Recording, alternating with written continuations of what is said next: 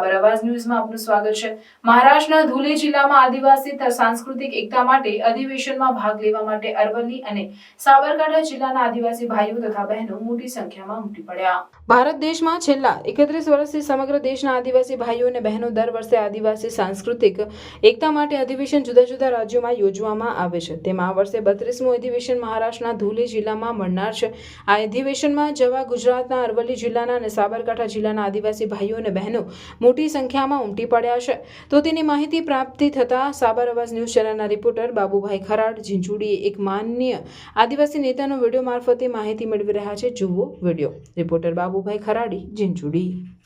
અમે અત્યારે સમસ્ત આદિવાસી સમાજ અથવા તો કહીએ કે આદિવાસી એકતા પરિષદના 32મા અધિવેશનમાં જઈ રહ્યા છીએ। ત્યારે સમાજના ઘણા બધા નાગરિકો જે છે સમાજ સેવા માટે એમને વેગ ધારણ કર્યો છે।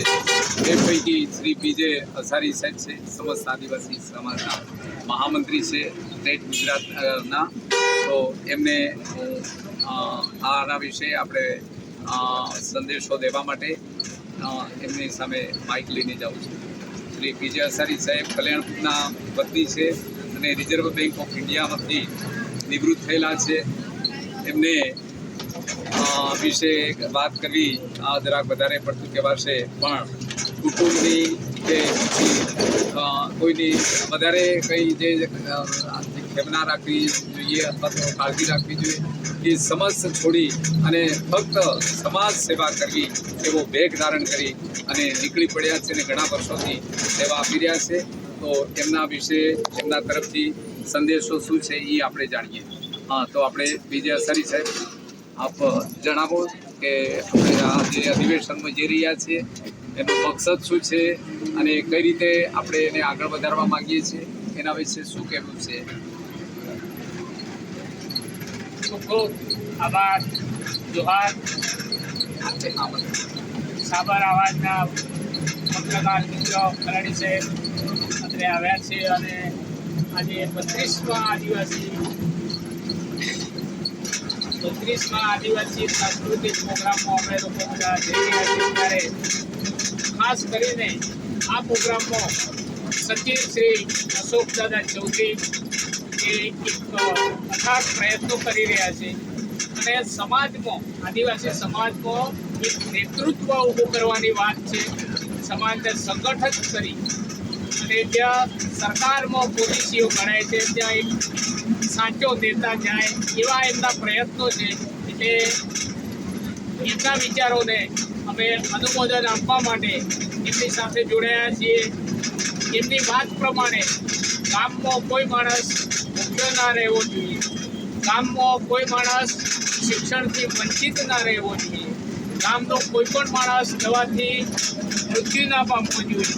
એવા 7 મુદ્દા લઈને આદરણીય અશોકદાદા આપણા સમગ્ર ભારતની ટ્રાઇબલ વિસ્તારમાં ફરી રહ્યા છે। ત્યારે એમની ઈચ્છા એવી છે કે આ પૃથ્વીને પણ બચાવવી છે, આપણે પૃથ્વી પરના માનવ જીવને બચાવવો છે।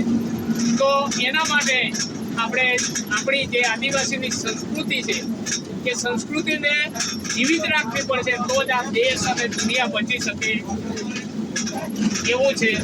કારણ કે અત્યારના ગ્લોબલાઇઝ યુગની અંદર પૃથ્વી ઉપર જીવને બચવું પણ ખૂબ મુશ્કેલ થઈ પડ્યું છે। ત્યારે આપણે આપણી જે જૂની પુરાણી રૂઢી પ્રથા જે છે એ પ્રથાનો અમલ કરવો પડશે અને ગામને એક એકમ બનાવી દરેક ગામની અંદર એક નાનું સરખું સંગઠન બને। દરેક ગામના લોકો પોતાના ગામની ચિંતા કરે, પ્રકૃતિની ચિંતા કરે। જો પ્રકૃતિને જોડે આપણે ખેલવાડ કરીશું તો ચોક્કસ આ પૃથ્વીનો પણ અંત આવી શકે તેમ છે। માટે અત્યારે આદિવાસી એકતા પરિષદ 32મું આ સંમેલન છે, સાંસ્કૃતિક સંમેલન છે। તો 31 વર્ષ સુધી આદિવાસી એકતા પરિષદે આદિવાસી સમાજમાં કેટલાક નેતાઓને તૈયાર કર્યા છે, પણ હજી આ સમય લાગશે।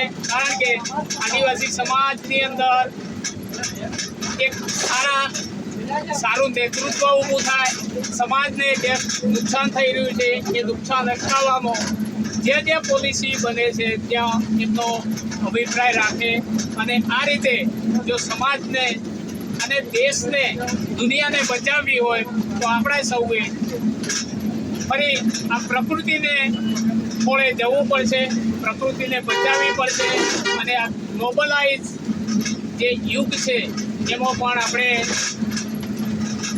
એ વિકાસને પણ વિચારવો પડશે. એવા સંજોગોમાં અમે લોકો આ જે બુઝુર્ગ છે અમારી જોડે ડૉક્ટર સિદ્ધાર્થભાઈ સોલંકી, એમની વાત કરીએ તો 86 વર્ષની ઉપર છે. એવા ડૉક્ટર ચંદુભાઈ ગામેતી, એ પણ 83 વર્ષની ઉપર, એ પણ આજે આદિવાસી સાંસ્કૃતિક મહાસંમેલનની અંદર જઈ અને પોતે એક એમના વિચારનું યોગદાન આપવા માગી રહ્યા છે.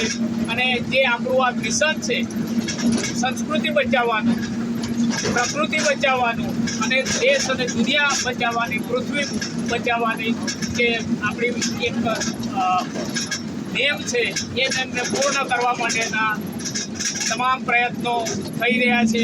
અને લાખો માણસો સ્વ ખર્ચે પોતાના સ્વયં ડિસિપ્લિન સાથે 13, 14, 15 જાન્યુઆરીએ દર વર્ષે મળીએ છીએ. આમ તો 5 રાજ્યોની અંદર આ સંમેલનનું રોટેશન થતું હોય છે. મહારાષ્ટ્ર, રાજસ્થાન, મધ્યપ્રદેશ, ગુજરાત અને સેલવાસ એમ કરીને 5 રાજ્યની યજમાની હોય છે.